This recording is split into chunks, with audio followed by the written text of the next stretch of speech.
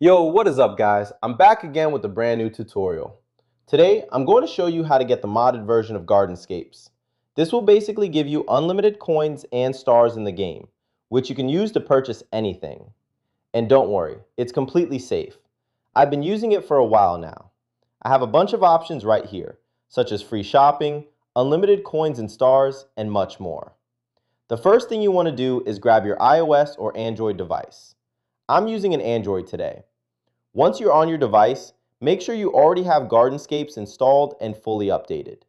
If you need to check, just go to the App Store or Google Play Store. Once that's done, the next thing you need to do is to simply head over to the pinned comments down below. There, I explain exactly where you can get Gardenscapes++. So, just head over to the pinned comments, leave a like if this method worked for you at the end, and that's it. See you all in the next video. Bye bye!